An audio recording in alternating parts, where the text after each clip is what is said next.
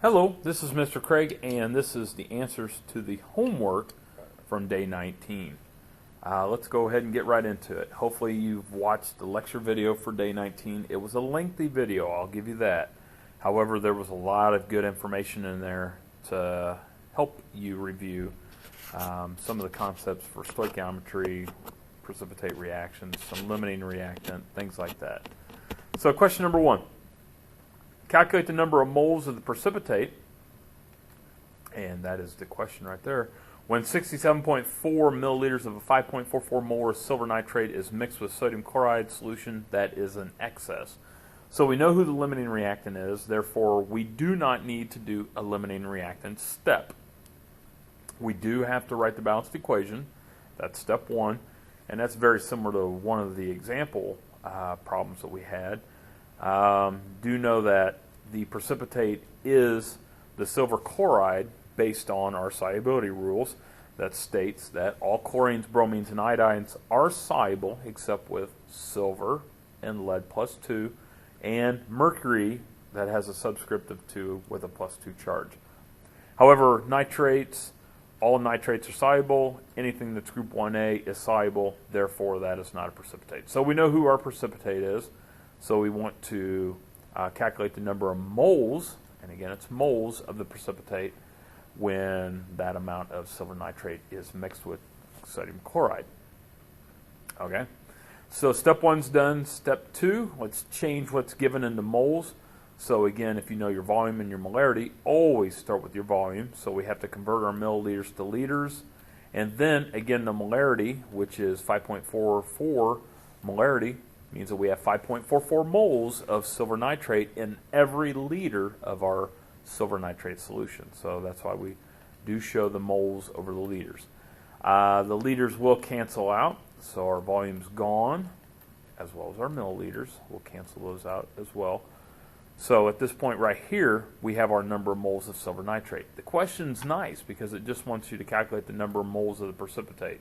So we only need to go one more step and convert the silver nitrate into silver chloride by using the mole ratio. And this is what you should have gotten for your answer. Pretty nice problem. Number 2, calculate the mass in grams. Again, that's our question. Calculate the mass of the grams in grams of the precipitate formed when 125 milliliters of a 2.22 molar lead 2 nitrate solution is mixed with sodium phosphate, which also is in excess. So these first two are pretty nice problems for you. Step 1, write a balanced equation. So here's our balanced equation, if you didn't do that. And boy, that looks familiar as well. Looks like we did something very, very similar to that in the examples as well. Since this is not a limiting reactant problem, we know that the given information for our reactant is the information that we want to use to help answer this question. So again, if you know your volume and molarity, always start with your volume. So you cancel out the milliliters to get your liters, and then we're going to cancel out the liters to get our moles. So all of this right here is step 2, changing what was given into moles. Step 3, let's get rid of the moles of the lead nitrate, the thing that we started with, and we do that by using a mole ratio. So we're looking for our lead phosphate here, or lead 2 phosphate, and then it asks for the mass at the end, so 75.1 grams. Okay, these first two problems are very, very similar to the examples. All right, number 3, calculate the mass in grams of the precipitate. Again, questions right there. Formed when 35.5 milliliters of a 3 molar copper 2 sulfate solution is mixed with 54.3 milliliters of a 2.3 molar barium nitrate solution. Finally, we have a limiting reactant problem.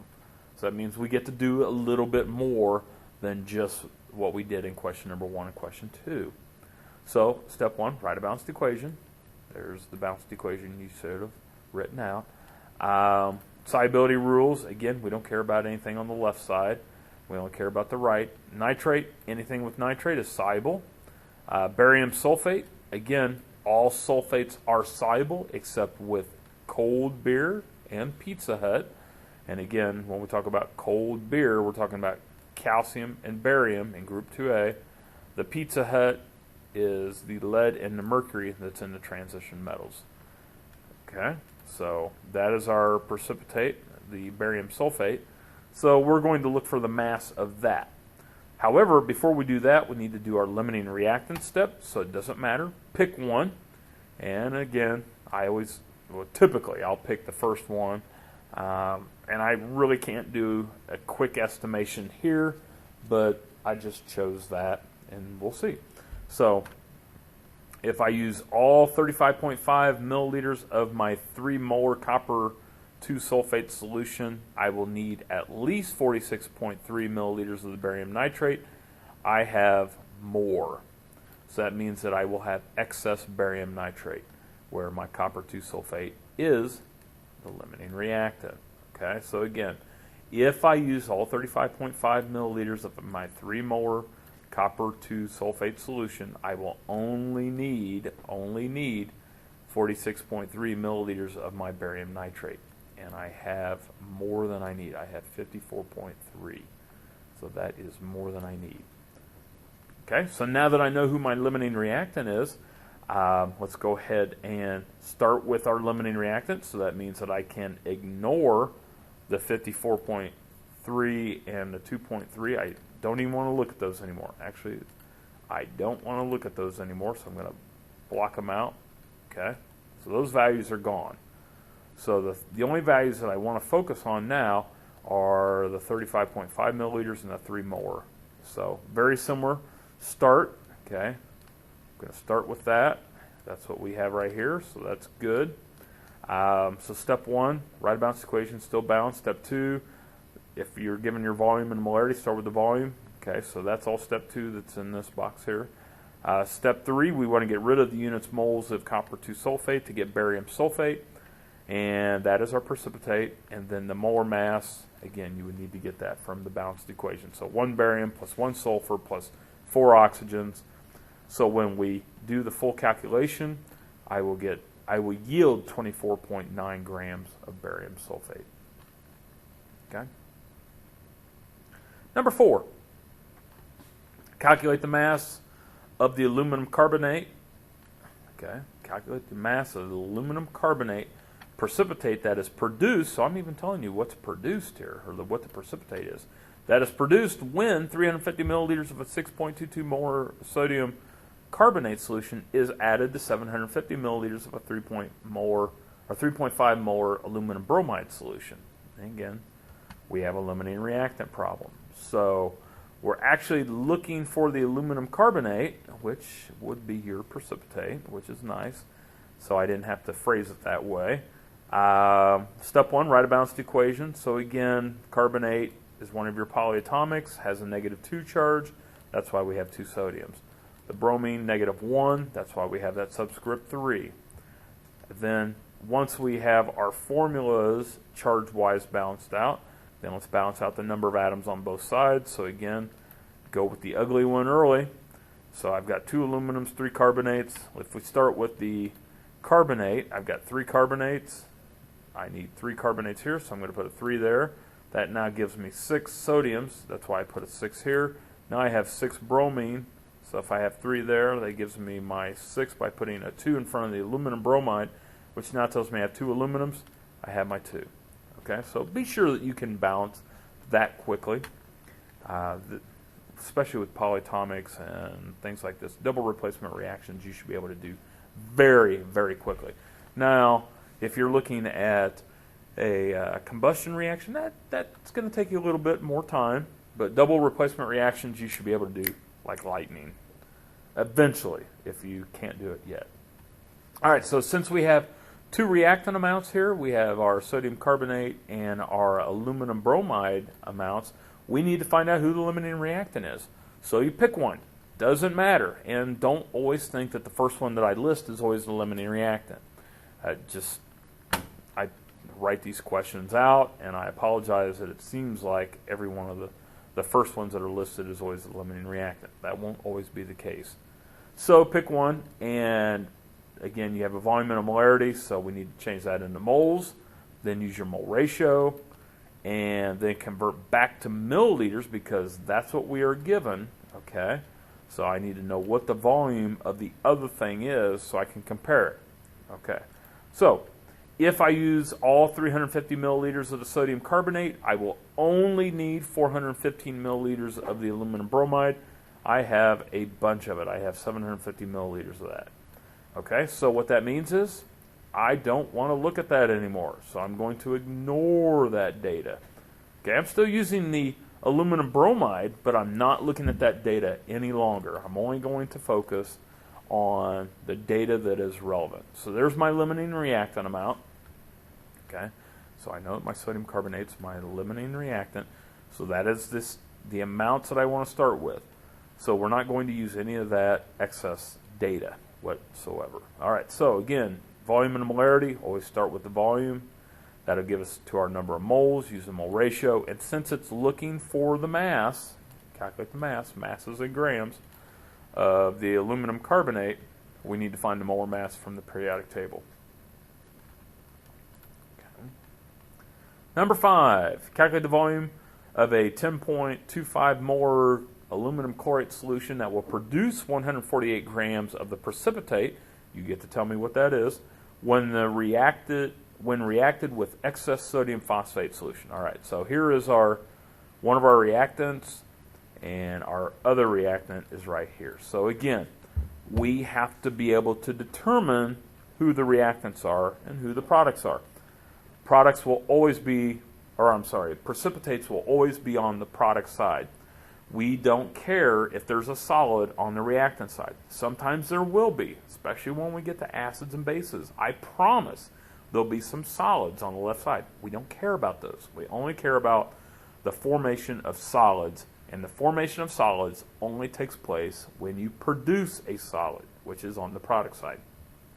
All right, so we have our aluminum chlorate and our sodium phosphate. These are our reactants. All right.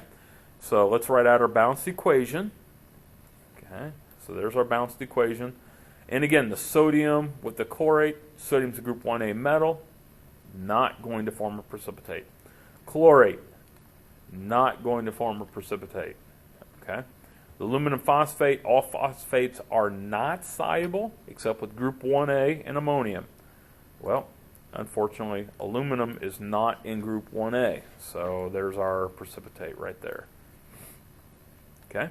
Also, this is not a limiting reactant problem because you're given, or the question asks for the volume of one of the reactants. So if it's asking for a volume of one of the reactants, you do not have a limiting reactant problem. We know exactly who the limiting reactant is, also because it told you that the other thing is in excess. But the question is asking for the volume of one of the reactants. Also, it tells you that you have 148 grams of the precipitate, which we have determined to be the aluminum phosphate. So that is the amount that we're going to start with. We are going to start with the 148 grams of the precipitate, which so happens to be aluminum phosphate. So step 1, write a balanced equation. Done. Step 2, change what was given into moles. So that right there is your step 2. Step 3, right here. Step 4, convert to the desired unit. Now, in this case here, it wants to know volume, and it looks like I went to milliliters, but you could have stopped at volume since it doesn't say anything about going to milliliters. However, what you do need to be able to do, just like what we did in the lecture video, is that we have a 10.25 molar solution, which means that I have 10.25 moles for every liter of the aluminum chlorate solution. So that means I'm going to invert, I'm going to flip the number of moles and the liters. In other words, just flip those over so that my moles can cancel out. I have to be able to cancel out my moles, and now I'm left with volume. In this case here, it looks like I am changing the liters into milliliters, so I definitely want to have my volume on top. So if I want to calculate the volume, it's going to require 118 milliliters of lead to chlorate with a 10.25 molar solution to produce 148 grams of aluminum phosphate. All right. And I did have an example like this on number 5, or like number 5.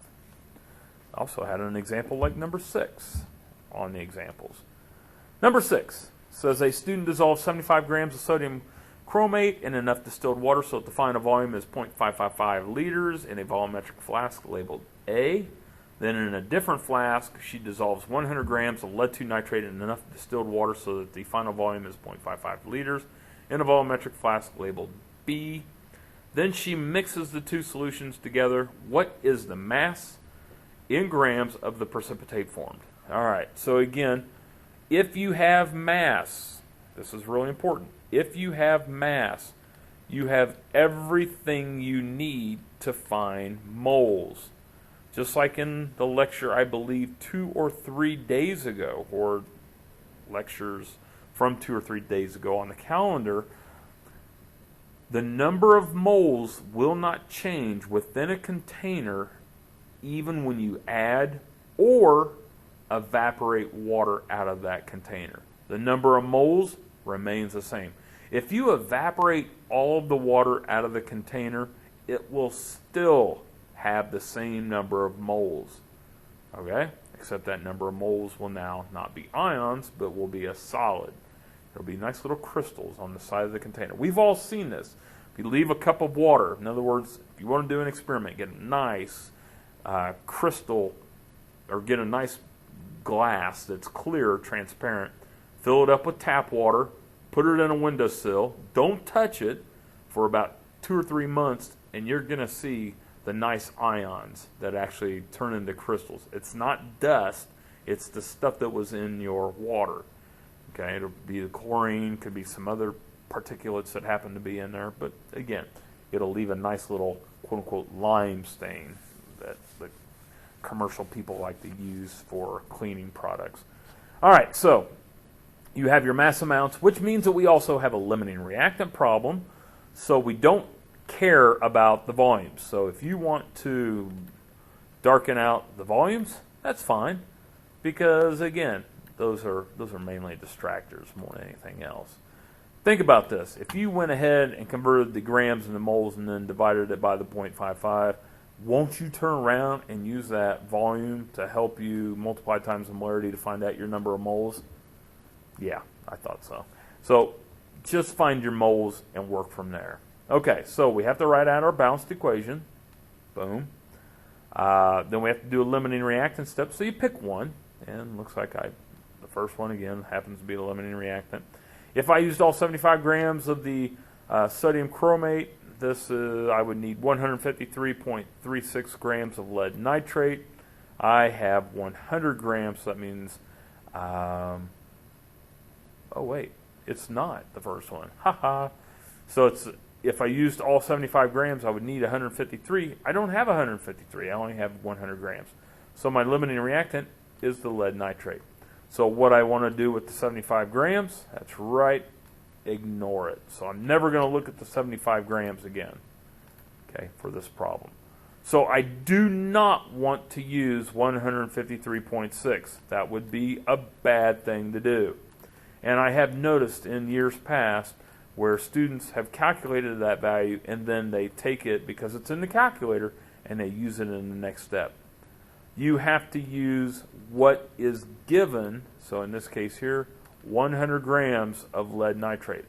So when answering this problem, we are going to use the limiting reactant, but we're going to use the limiting reactant amount. So you start with the 100 grams of lead nitrate. And then we just answer the question. Okay, so step 1's already done. Step 2, change what was given into moles. Step 3, use the mole ratio. Step 4, and again, this value here came from the periodic table. So if I used all 100 grams of lead nitrate, I would generate 97.6 moles of lead chromate. Looks like that's all the answers for the homework. I hope this video has helped. If you have any questions, email me.